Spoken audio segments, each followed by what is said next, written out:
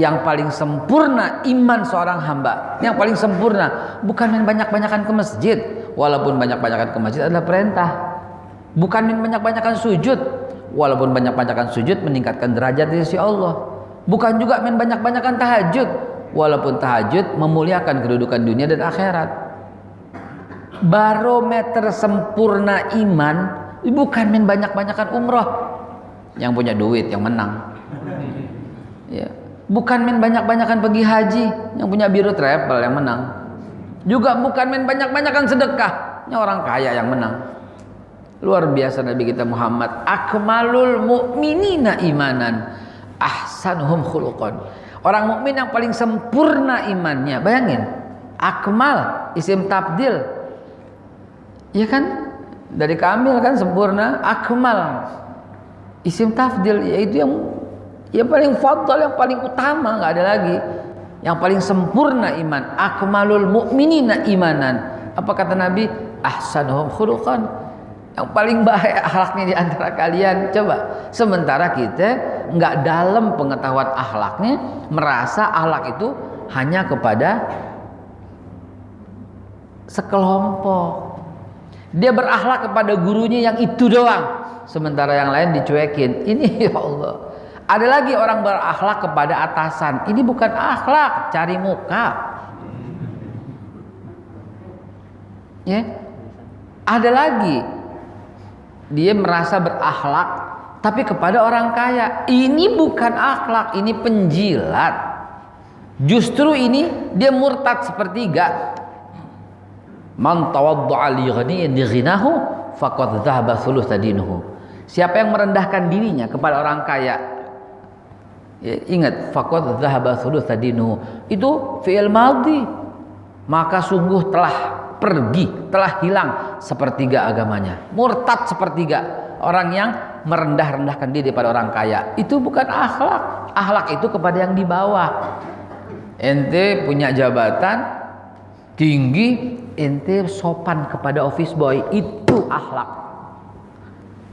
Itu akhlak.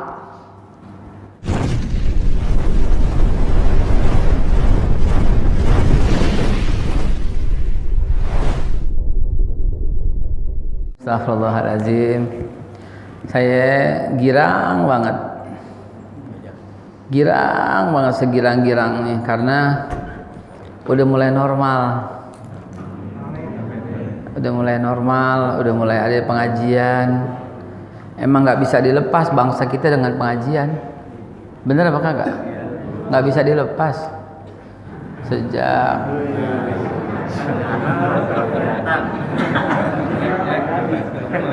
bukan dari tadi riap mata kita ya Allah, riap gitu ya Allah ya Rabbi. Mudah-mudahan ini nggak ada lagi yang PPKM apa ya, yang PSBB apa zaman dulu gitu ya. Mudah-mudahan ya kesono malah lebih baik insyaallah. Mudah-mudahan, amin ya Allah ya Rabbal Alamin. Kita evaluasi tentang keadaan kita ini. Udah saatnya kita membuka mata dan menyadari tentang kesalahan-kesalahan yang sering terjadi. Ini sebelum saya mulai materinya soal akhlak, materi yang saya membawakan selama setahun. Ini benar-benar setahun. Bagi yang lanjut sejarah ya sejarah, tapi yang umum setahun yang saya bawakan cuma satu dimanapun. Membangun kembali bangsa dengan akhlakul karimah. Itu ternyata yang dibutuhkan. Sebelum masuk ke situ, ini mudah-mudahan buat pelajaran buat kita. Saya cuma mau cerita sedikit. Di satu tempat dalam perjalanan, saya lagi mau sholat, mau ke satu tempat, ternyata udah masuk waktu. Makanya aneh, ada masjid tuh, mampir gitu. Waktunya maghrib. Begitu aneh masuk ke masjid itu, seperti biasa protokol kesehatan. Softnya udah ditentuin softnya, jarang-jarang gitu, sini kosong. Namanya kita ikutin prosedur ya. Nah kita ikutin prosedur, udah jarang begitu. Sampai softnya juga dikasih, ini ada, ini enggak gitu. Maka kita sholat semuanya di dalam. Rupanya aneh pakai masker, pakai kacamata, ketahuan juga. Ini Ustaz Haikal gitu. Ustaz tolong ke depan saya, tolong ke depan. Jangan, aneh buru-buru, nggak apa-apa. Akhirnya aneh disuruh ke depan jadi imam, aneh nggak keberatan. Jangan dong, biar tuan rumah aja lebih afdol. Aneh sholat deh di sini ikut jamaah ikut. Begitu selesai sholat didaulat. Jadi sholatnya renggang gitu. Didaulat sama orang. Ustaz tolong isi Ustaz sedikit aja 5 menit aja buat menimbulkan kerinduan sama teman-teman, dibisikin begitu. Ya udah deh begitu. Akhirnya begitu selesai sholat ditaruhin bangku, taruhin meja, aneh duduk. Yang tadinya renggang tahu-tahu rapat semua ke depan. Terus renggangnya tadi maksudnya apa gitu kan?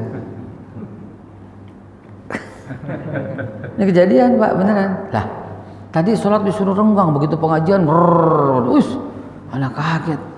Udah gitu, begitu pulang di pintu desek-desekan lagi. Lah tadi renggang gimana?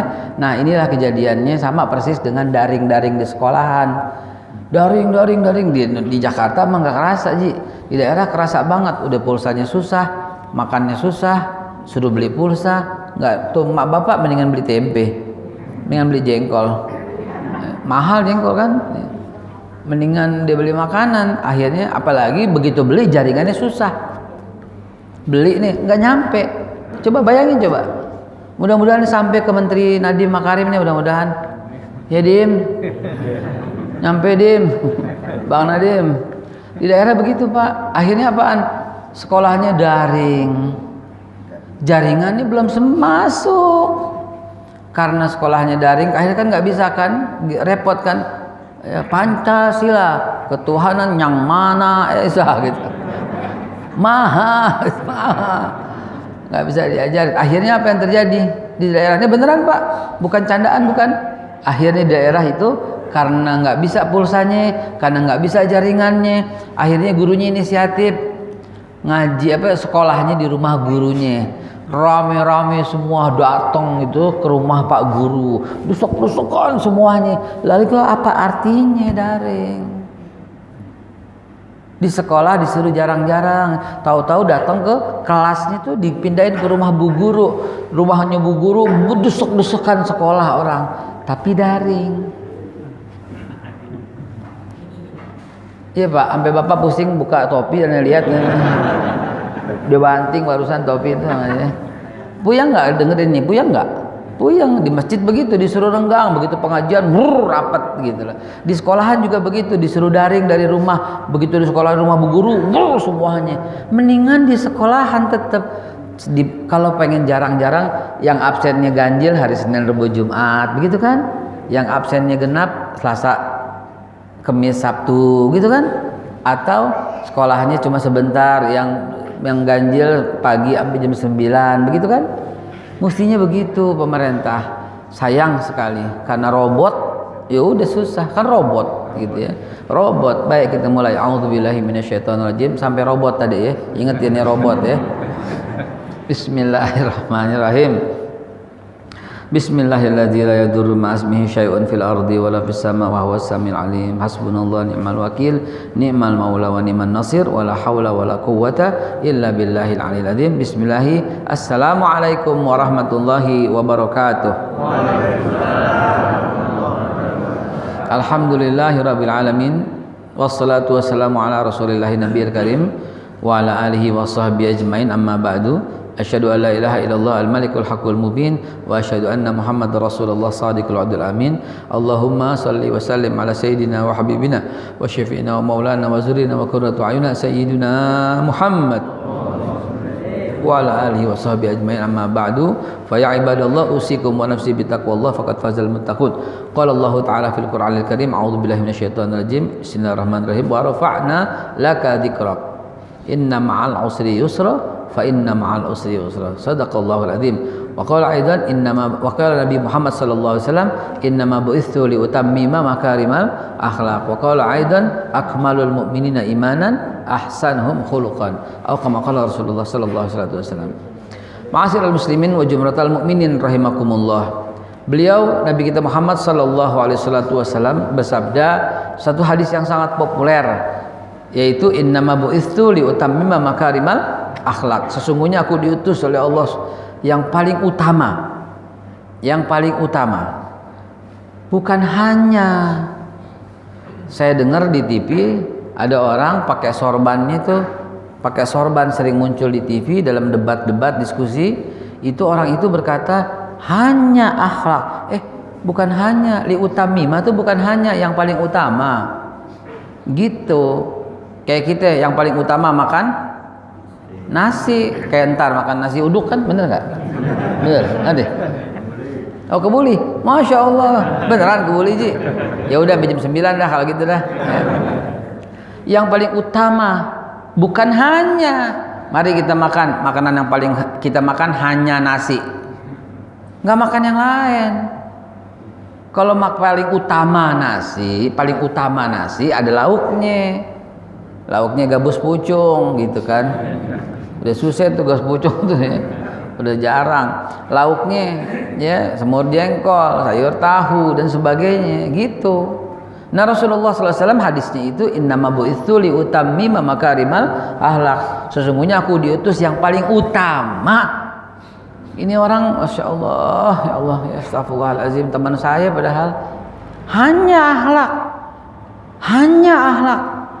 Ya Allah ya Rabbi, yang paling utama menyempurnakan liutammima makarimal akhlak, menyempurnakan kemuliaan akhlak. Itu yang paling utama. Maka itu Nabi Muhammad sangat konsisten dengan apa yang dikatakan dalam hadis yang lain, yang paling sempurna iman seorang hamba, yang paling sempurna bukan main banyak-banyakan ke masjid, walaupun banyak-banyakan ke masjid adalah perintah. Bukan main banyak-banyakan sujud, walaupun banyak-banyakan sujud meningkatkan derajat di sisi Allah. Bukan juga main banyak-banyakan tahajud, walaupun tahajud memuliakan kedudukan dunia dan akhirat. Barometer sempurna iman bukan main banyak-banyakan umroh. Yang punya duit yang menang. Ya. Bukan main banyak-banyakan pergi haji, yang punya biru travel yang menang. Juga bukan main banyak-banyakan sedekah, yang orang kaya yang menang. Luar biasa Nabi kita Muhammad. Akmalul mu'minina imanan, ahsanuhum khuluqan.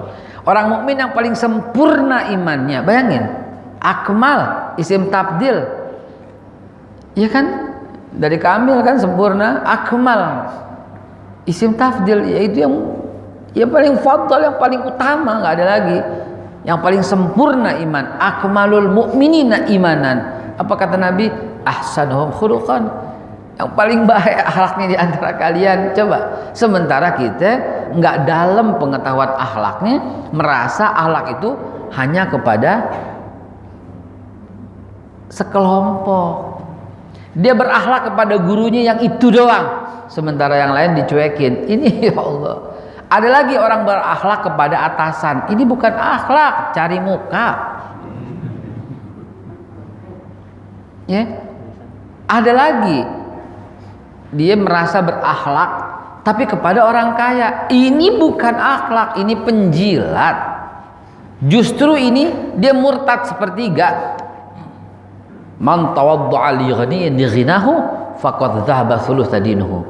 Siapa yang merendahkan dirinya kepada orang kaya, ya, ingat faqad dhahaba thulutsa dinuhu. Itu fi'il madhi. Maka sungguh telah pergi, telah hilang sepertiga agamanya. Murtad sepertiga. Orang yang merendah-rendahkan diri pada orang kaya. Itu bukan akhlak. Akhlak itu kepada yang di bawah. Ente punya jabatan tinggi, ente sopan kepada office boy, itu akhlak. Itu akhlak. Bukan seorang office boy kepada direktur, iya pak, itu bukan akhlak. Itu memang seharusnya. Akhlak itu kepada pengemis. Akhlak kepada pengemis yang di bawah kita. Mudah-mudahan ya pak, doain ya. Itu akhlak. Bukan seorang pengemis kepada tuannya. Makasih, itu bukan akhlak. Itu bukan akhlak. Akhlak itu kepada yang di bawah. Tolong dipahami banget. Sementara kita hanya mau menghormat kepada tertentu. Ini bukan akhlak. Bukan. Ada nggak? Ini ada satu cerita. Kejadiannya 2 kali. Waktu itu di Cibubur, udah agak lama, dan belum lama juga di Tenabang, terakhir juga di Bintaro. 3 kali. Bagaimana 3 kalinya? Karena pengurus masjidnya temen ngundang, Ustaz tolong sampaikan, aneh datang. Begitu aneh duduk begini nih, dikasih bangku, kasih meja, belum assalamualaikum, pada berdiri semua, madepin pantat, jalan pulang.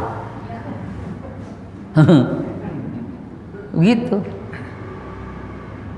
Bayangin, sampai ada kedengaran suaranya. Monas 212 di jalan. Beneran.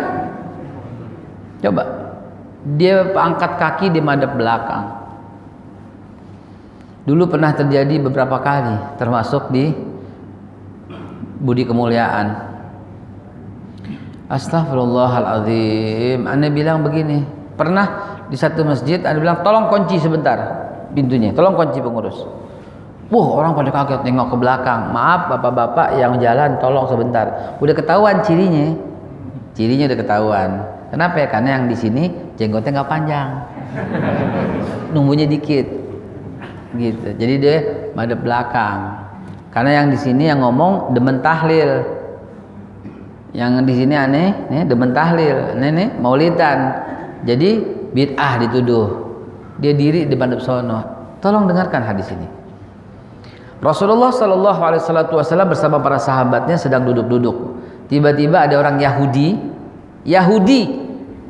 mati dan lagi digotong. Rasulullah tiba-tiba berdiri dan nggak bicara dan menghormati itu sampai lewat, baru dia duduk lagi. Rasulullah, ini Yahudi yang mati, Yahudi, dan bukan Yahudi masih hidup, bangke, masih dihormati sama Nabi. Ane bilang sama mereka yang pergi, Pak, satu, saya bukan Yahudi dan bukan bangke, dan Bapak bukan Rasulullah, tidak semulia Rasulullah. Kalau Rasulullah aja masih menghormati Yahudi yang udah mati, saya lagi di mari, Bapak nyelonong aja kayak gedebongan pisang. Coba bayangkan di mana akhlak. Walaupun saya bukan guru yang biasa Bapak ikutin. Coba. Sayyidina Ali radhiyallahu anhu karramallahu wajhahu, satu ketika mau ke masjid, di depannya ada seorang kebetulan Yahudi lagi, Yahudi tua yang jalannya tertatih-tatih, satu.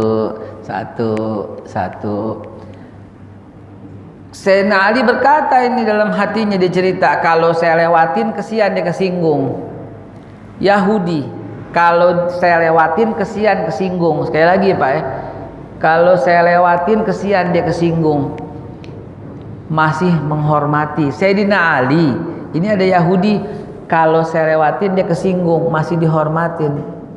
Lah ini Pak, aneh bilang, ente bukan Sayyidina Ali dan aneh bukan Yahudi. Ente sembayang, aneh sembayang.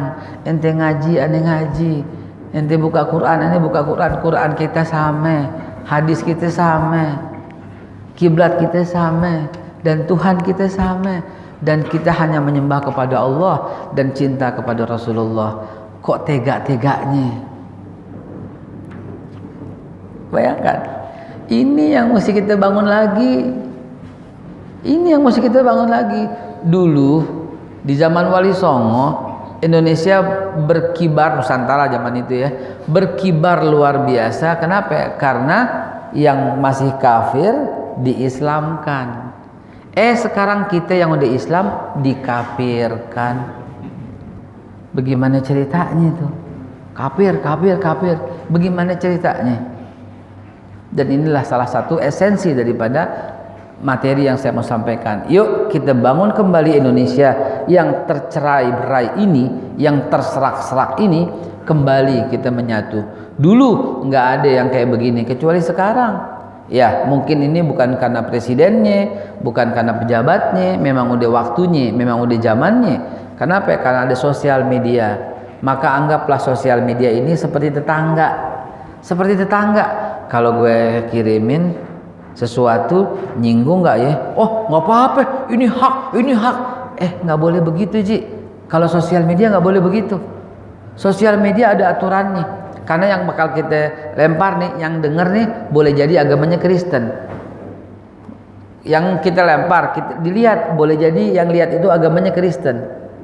Karena itulah, karena ada bakal orang yang lihat agamanya Kristen, maka kita amalkan surat Al-An'am ayat 100 ke 8. Apa tuh bunyinya? Al-An'am 108.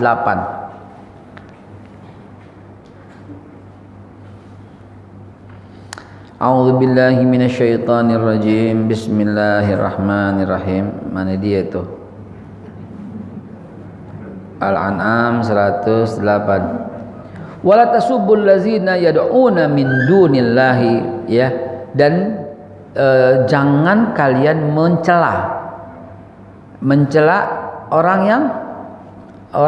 jangan mencela, jangan memaki, ya, sembahan yang mereka sembah min dunillah, selain Allah. Jangan mencela Tuhannya orang lain, gitu maksudnya. Jangan kalian mencela yang mereka sembah selain Allah, ya. Wala tasubbul ladzina yad'una min dunillah, ya.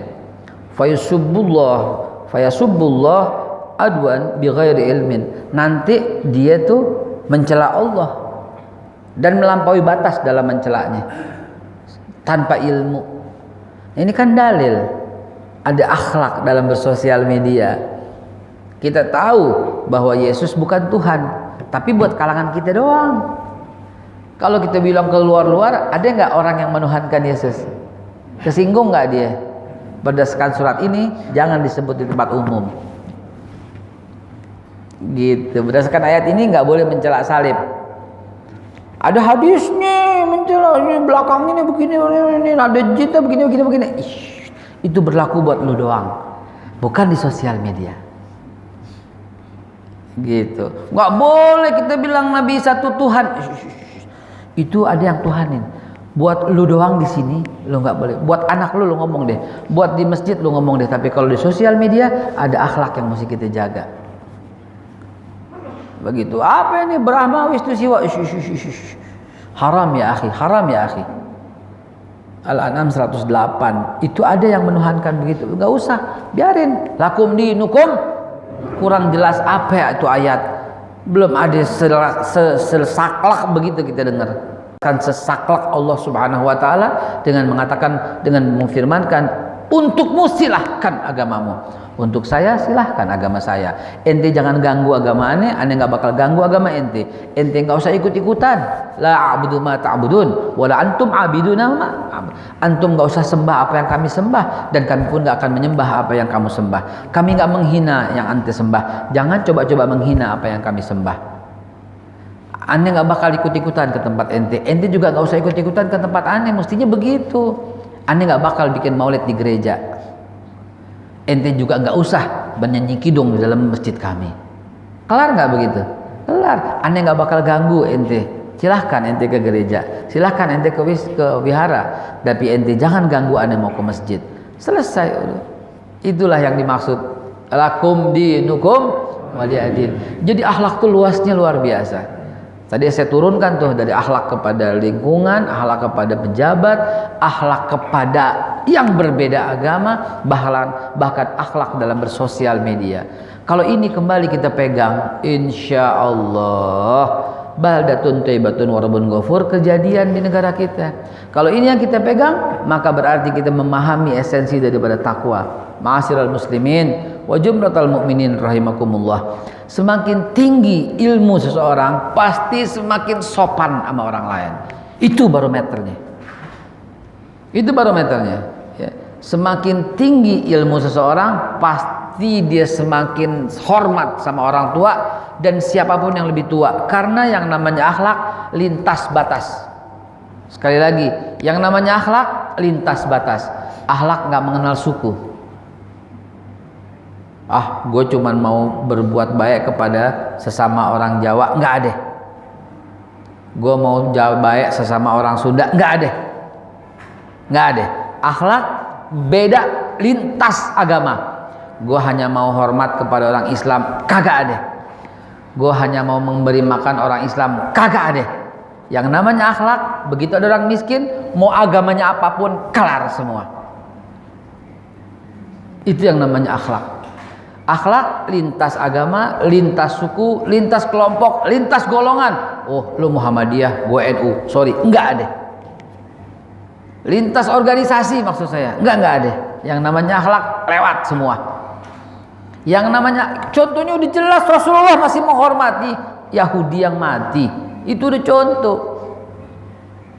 Yang namanya akhlak melintas batas semua keluarga. Ibunya Sa'ad bin Abi Waqqas seorang penyembah berhala. Ibunya Sa'ad bin Abi Waqqas, jangan lupa Sa'ad bin Abi Waqqas itu orang yang nomor 3 masuk Islam. As-sabiqun as-sabiqun. Ya Allah, udah datang tuh nasi uduk, subhanallah. Ini kode nih kayaknya nih, kelar. Lontong itu Pak, lontong. Buras. Hari gini masih ada buras nggak? Hah? Ada buras hari gini? Ini orang sekarang nggak tahu buras. Tahu buras? Hah? Lontong pakai apa? Enggak. Kalau buras isinya nggak ada isinya. Kalau buras nggak ada isinya. Ya, kalau buras isinya pakai apa? Lontongnya tuh dipakai santan godoknya. Makannya dicocol sama kelapa dikeringin. Kasih gula pasir. Jadi ngomongin makanan kita, mohon maaf ya. Astagfirullahaladzim. Hadirin sampai di mana tadi? Buras, bukan buras dong. Sampai di mana tadi sebelum buras? Sa'ad bin Abi Waqqas. Ibunya penyembah berhala. Sa'ad bin Abi Waqqas orang nomor 3 masuk Islam. Yang ngaku Sa'ad bin Abi Waqqas sendiri. Jadi orang pertama masuk Islam di luar keluarga itu Abu Bakar Siddiq. Ya, yang terus menyampaikan dakwah. Di sini ada nggak Abu Bakar Siddiq mentalnya? Ada. Nih, Haji Basit. Nih, Haji Andi. Ya, nih, Haji Aziz. Itu mentalnya mental Abu Bakar Siddiq. Kenapa? Rajin merekam dan menyiarkan. Itu Abu Bakar Siddiq. Abu Bakar Siddiq itu. Abu Bakar Siddiq radhiyallahu an disiarin. Itu Abu Bakar Siddiq. Makanya nih kalau lihat ini 1, 2, kalau 1 biasa, 2 alhamdulillah, 3 masya Allah, 10 Allahu Akbar. Kenapa? Karena berarti bakal tersiar ke seluruh Indonesia. Abu Bakar Siddiq radhiyallahu an itu orang pertama masuk Islam. Ya, yang kata Nabi, umatku yang pertama masuk surga adalah Abu Bakar Siddiq. Kenapa? Pahalanya diborong. Abu Bakar Siddiq ajak Utsman bin Affan masuk Islam. Perhatikan, kata Nabi, mandala ala khairin falahu mithlu ajrin fa'ilihi. Jadi ketika Utsman bin Affan sedekah, pahalanya buat siapa? Buat Utsman bin Affan dan buat Abu Bakar Siddiq. Kenapa? Karena dia masuk Islam gara-gara Abu Bakar Siddiq. Utsman bin Affan ngajak Abdurrahman bin Auf. Tapi sebelum Abdurrahman bin Auf masuk Islam, Sa'ad bin Abi Waqqas masuk Islam. Dan Sa'ad bin Abi Waqqas pulang ke Madinah mengajak orang Madinah masuk Islam. Orang Madinah lagi sujud pada Allah. Pahalanya buat siapa? Buat Sa'ad bin Abi Waqqas dan buat Abdurrahman bin Auf dan semuanya. Dan Allahu Akbar. Artinya ini pahalanya berlomba-lomba. Tetapi kata Nabi, yang pertama kali di antara semua sahabat yang dijamin masuk surga bulat tanpa hisab adalah Sa'ad bin Abi Waqqas. Masuk Islamnya di awal. Dan apa kata Nabi dalam sebuah hadisnya? Yaslu alaikumul an rajulun min ahlil jannah. Akan datang sebentar lagi bagi kalian seorang laki-laki penduduk surga. Banyak sahabat di situ. Siapa nih? Ternyata muncul dari balik bukit Sa'ad bin Abi Waqqas. Kenapa bisa begitu? Malaikat Jibril yang menyampaikan berita kepada Nabi Muhammad. Sa'ad bin Abi Waqqas punya seorang ibu, dan ibunya ini penyembah berhala. Ada seorang anak kepada saya, Ustadz, saya mohon pendapat, apakah saya masih boleh taat sama orang tua saya? Kenapa? Karena orang tua saya masih suka tahlilan. Saya bilang gini, nanyanya langsung aja ke masjid, jangan pakai telepon. Emang kenapa? Gue mau gamparin muka lo. Kok gitu Ustadz? Kurang ajar. Tapi ini fakta realita nih Pak. Seorang istri minta cerai dari suaminya karena suaminya pergi tahlilan. Apa coba begini? terkutuk dunia akhirat itu orang. Luar biasa. Ya, kalau saya sebut pengajiannya di mana dan ustadznya siapa, antum bakal kaget. Cuman ini karena ranah publik, anda nggak cerita. Tapi betul-betul itu. Ya, orang itu karyawan di Astra, teman saya. Saya lagi ngajar di Astra. Orang itu datang, seorang laki-laki, Ustadz, istri saya minta cerai Ustadz. Kenapa? Saya udah ngumpet-ngumpet padahal. Kenapa lo kawin lagi? Ngumpet-ngumpet. Saya udah ngumpet-ngumpet supaya nggak ketahuan. Terus ketahuan juga. Iya. Terus dia minta cerai. Lo sih kalau mau nikah lagi, bukan Ustadz, bukan. Lah apa ngumpet-ngumpet? Tahlilan. Tetangga saya meninggal di rumah Ustadz. Terus saya ngumpet-ngumpet tahlil, diliatin, ketahuan. Terus saya dimasuk baju-baju saya ditaruh dalam koper, dia minta saya keluar. Coba ini betul-betul ini beneran. Rumahnya di Bogor, di komplek ustadznya namanya Ustadz dan kemudian dinikah sama ustadznya itu bini. Jijik nggak dengar kayak begitu? Di mana akhlak? Di mana akhlak? Sama dengan orang tua anak yang baru ngaji merasa pinter, lalu ibunya dituduh, "Alah ibu bid'ah, alah ibu nggak ngerti agama, alah bapak nih maulidan dulu tahlilan dulu, bid'ah, nggak ngerti agama. Mana hadisnya pak? Bu mana hadisnya? Ini manusia ini laknatullah na'udzubillah min dzalik."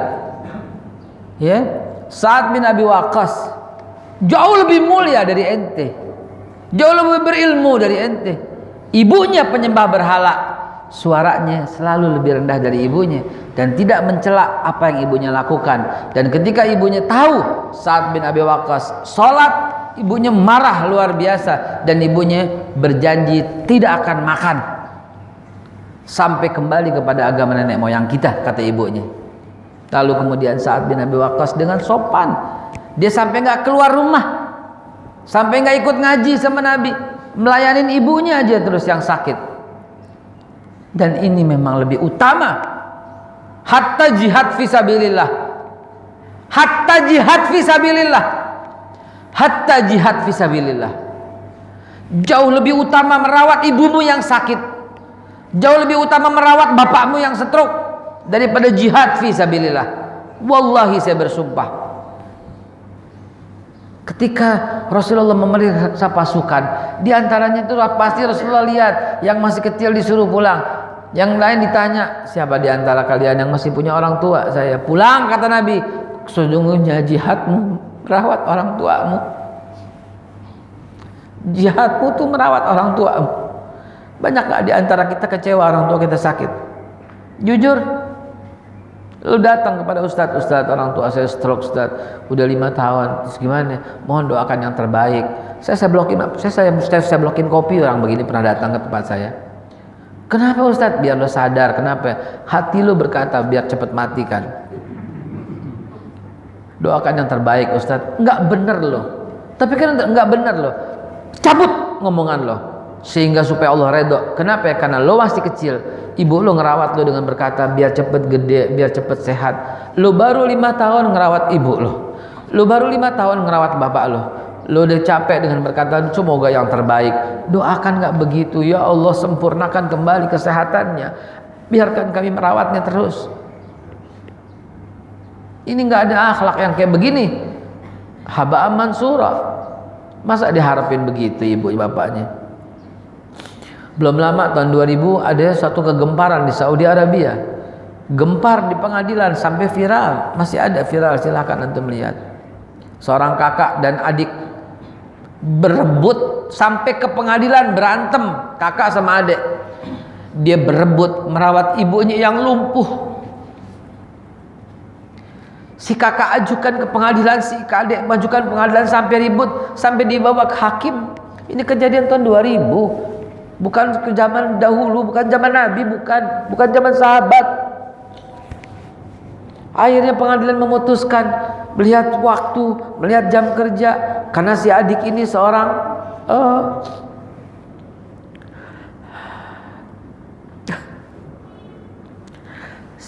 seorang pengusaha, si kakak ini seorang pejabat di Kementerian Perhubungan di Saudi Arabia, sehingga si adik ini mendapat keistimewaan dari hakim. Diputuskan ketok palu yang menang adiknya. Adiknya sujud syukur. Menang apa? Menang merawat ibunya yang lumpuh. Sementara di Indonesia nggak pernah kita dengar kasus begini. Yang kita dengar seorang tua ditaruh di panti jompo. Sementara nih kisah ini kisah yang betul-betul kejadian. Si adik itu sujud syukur kepada Allah. Dia gembira karena dia menang untuk merawat ibunya, padahal ibunya udah tua dan lumpuh. Si kakak itu menangis. Dia minta tolong apa hakim, tolong berikan saya 2 hari, Senin, hari Ahad sampai hari Jumat biarnya. Tapi hari Jumat dan Jumat saya jemput, kata si kakak, untuk saya bisa rawat ibu saya. Si adik gak mau, saking pengen berbuat baktinya sama ibu, gak dikasih. Akhirnya si kakak ngeluh sampai cium kaki, tolong saya pengen rawat ibu saya. Dikasih 1 hari doang sama si adik, boleh rawat ibu, jemput hari Jumat dan kembalikan hari Sabtu. Coba bayangkan, ini orang yang diridhoi Allah. Dia tahu kunci surga itu di situ, sehingga dia tuh pertahankan kunci surganya. Sementara kita melalaikan orang tua kita datang, kita pengen buru-buru pulang. Coba di mana akhlaknya? Dia tahu banget, man arda walidayhi faqad ardallah, wa man askhata walidayhi faqad askhatallah. Dia tahu hadis itu, dia paham, sehingga dia berebut. Siapa yang buat senang orang tua, itu membuka ridho Allah Subhanahu wa taala. Dan siapa yang buat marah orang tua, itu faqad askhatallah, sungguh telah membuka murka Allah Subhanahu wa taala. Ridho Allah fi ridho walidayhi wa sukhtullah wa sukhtu walidayhi. Nah, yang kayak begini adalah kajian akhlak. Walaupun kadang-kadang mulutnya ngejengkelin, walaupun kadang-kadang ya kata-katanya kasar, tapi tetap wajib taat sama orang tua itu setaat-taatnya kita kepada Allah. Ya, kecuali la ta'ata li makhluqin an ma'siyatillah. Gak ada taat kepada makhluk untuk bermaksiat kepada Allah. Cuman itu doang. Sa'ad bin Abi Waqqas, ya, Sa'ad bin Abi Waqqas ini disuruh nyembah berhala. Sa'ad bin Abi Waqqas nggak mau, tapi ibunya melarang sholat. Sa'ad bin Abi Waqqas nurut. Dia tidak sholat kalau ibunya lihat. Kalau ibunya keluar, dia buru-buru sholat. Kalau ibunya tidur, dia buru-buru sholat. Saking nggak mau mengganggu perasaan ibunya. Lihatlah, ya, Al-Imam Syafi'i rahimahullahu ta'ala ditanya oleh orang, kenapa Imam Syafi'i nggak pernah makan sama ibunya? Kan ibunya mesti dihormatin. Apa kata Imam Syafi'i? Saya takut ketika saya comot ini makanan, ibu saya kepengen. Tuh.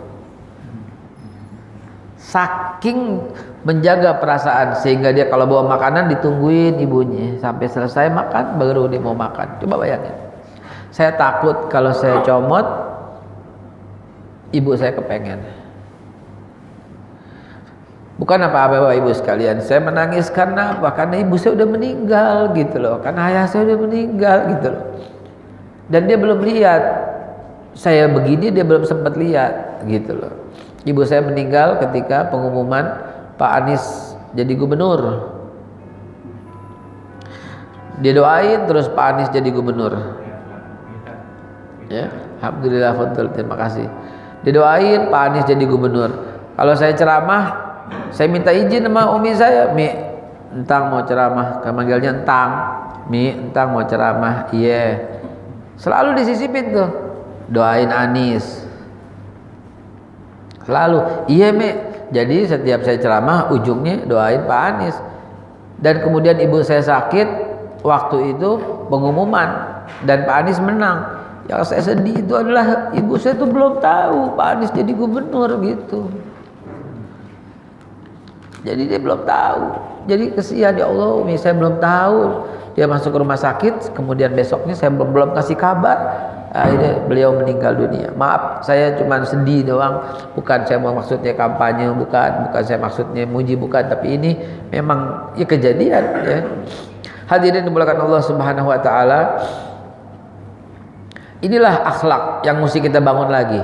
Akhlak kepada pemimpin harus lihat ya, orang ngata-ngatain presiden. Bagus apa enggak kayak begitu? Buruk, Pak. Walaupun nggak suka, mendingan diam aja. Kenapa ya? Karena mencela presiden juga bagian daripada nggak berakhlak. Memaki-maki juga nggak berakhlak. Ya, saya bukan belain, tapi nggak pantas digituin presiden. Nggak pantas. Ya, gue juga gedek sama dia.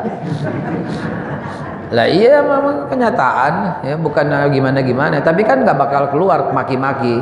Kita hormatin presiden kita. Biar gimana juga wajib kita hormatin presiden. Ya, wajib kita jaga gitu ya. Kalau ada orang ngatain, kita bilang, oh jangan dong begitu. Saya begitu Pak, beneran. Banyak di sosial media beredar. Saya membelanya ketika mengucapkan misalnya Al-Fatihah salah Al-Fatihah, saya bilang itu lidahnya nggak boleh dicela dong. Banyak orang Sami'allahu liman hamid. Sami Allah, Sami'allah. Ada kan banyak kan, itu kan logat, ya logat. Alhamdulillahirabbil alamin, rabbil ngalamin, ngalamin. Selalu deh gitu kan ya. Itu logat, nggak boleh dicela, ya nggak boleh dihina, nggak boleh sama sekali, ya haram ya. Nah jadi begitu, di akhlak kita kapan-kapan kita kupas, akhlak kepada pemimpin kayak gimana, akhlak kepada rakyat kayak gimana juga, akhlak kepada pejabat kayak gimana, akhlak kepada umat ada juga, akhlak kepada sesama mukmin, akhlak kepada sesama anak bangsa ada juga, akhlak kepada tetangga dekat, akhlak kepada tetangga jauh ada juga, akhlak di rumah tangga, itulah sebenar-benarnya akhlak. Saya ulangi nih, akhlak di rumah tangga itulah sebenar-benarnya akhlak. Yang di luar kadang-kadang pencitraan. Di luar kadang-kadang pencitraan. Tapi begitu dalam rumah itulah sejatinya. Kalau pengen tahu akhlak seseorang, tanya pembantunya. Kalau pengen tahu akhlak seseorang, tanya supirnya. Kalau pengen tahu akhlak seseorang, tanya orang terdekatnya. Tanya anak buahnya. Itu dia. Itulah sebenar-benarnya akhlak. Dan Nabi yang katakan memang demikian. Ya. Apa namanya, hadisnya saya lupa tuh ya, bunyinya akmalu min iman ahsanu khuluqan, yang paling sempurna iman, paling baik akhlaknya, dan yang paling sebaik-baik akhlak di antara kalian yang paling baik memperlakukan istri dan anaknya. Khairukum khairul li ahlik. Ah itu dia. Kepanjangan hadis dari yang tadi saya sampaikan. Sebaik-baik kalian yang paling baik kepada keluarga. Tuh dia akhlak di situ, ya. Keluarga nih, istri nih, bukan istri orang. Apa baik sama istri orang ya, gimana ceritanya? Sama keluarga itu barometer akhlak. Demikian, tinggal 10 menit barangkali ada yang mau diobrolin atau ditanyain, ada yang kurang jelas sebelum kita nikmati di belakang hidangan yang udah disajikan tuh. Nah, kalau udah, kalau enggak ada kita tutup. Alhamdulillah. Jelas ya Bu ya? Ada yang mau tanya, jamaah silakan.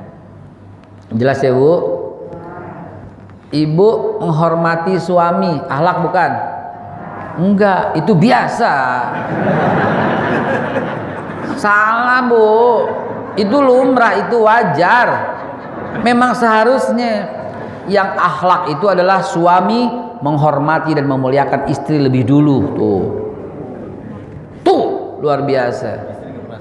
Istri nggak pernah salah, karena itu kita hormati, kita muliakan. Ya, misalnya, office boy menghormati direktur, bagus tidak? Biasa, emang udah seharusnya. Yang namanya akhlak itu adalah seorang direktur menghormati office boy-nya dengan berkata, apa kabar? Udah makan bareng. Tuh akhlak. Ya, rakyat menghormati gubernur, akhlak nggak? Biasa, lumrah, wajar, normal. Memang udah seharusnya. Yang hebat itulah gubernur, ketika ada rakyatnya yang susah disamperin, dihormatin. Tuh. Maka saya bilang, ibu menghormati suami, bagus tidak? Biasa, emang udah seharusnya, mau gimana sih? Wajib itu, udah biasa itu. Yang top, yang hebat adalah seorang suami, dia menghormati dan memuliakan istrinya lebih dulu. Tuh.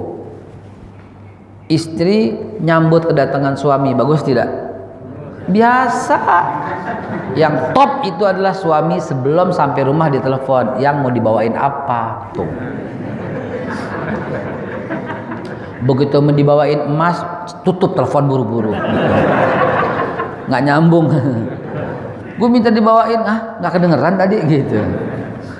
Paham Ibu ya, Pak ya? Mudah-mudahan ini bisa membuka cakrawala kita tentang mari membangun kembali bangsa dengan akhlakul karimah. Mohon maaf karena ini ya. Iya, ini cuman kulitnya dulu, belum masuk ke dalamnya. Begitu masuk ke dalamnya, nggak kelar ngaji akhlak setahun beneran. Nggak kelar beneran. Dalam kitab yang masih madrasah, masih zaman kita masih ibtidaiyah kelas 2, ingat nggak? Bukunya apa? Warnanya merah depannya. Akhlak lil banin, siapa nginget? Iya. Akhlak lil banin tadi. Akhlak lil banin. Yang bab 4 itu ummuka rahimah katanya ya.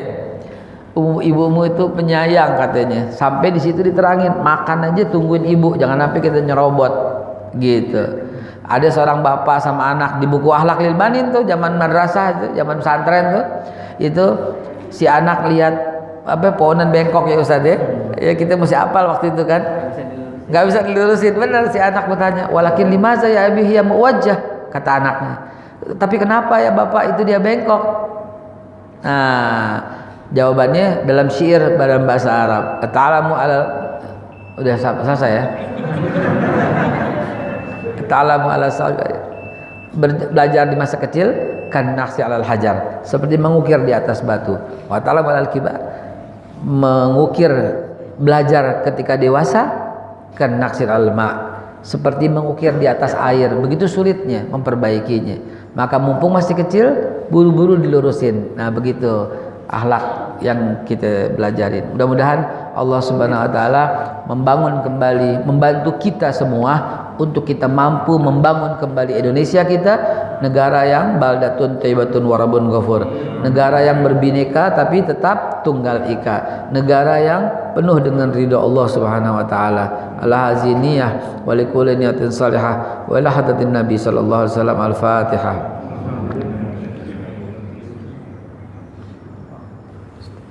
Ihdinas siratal mustaqim siratal ladzina an'amta 'alaihim ghairil maghdubi 'alaihim waladdallin. Amin.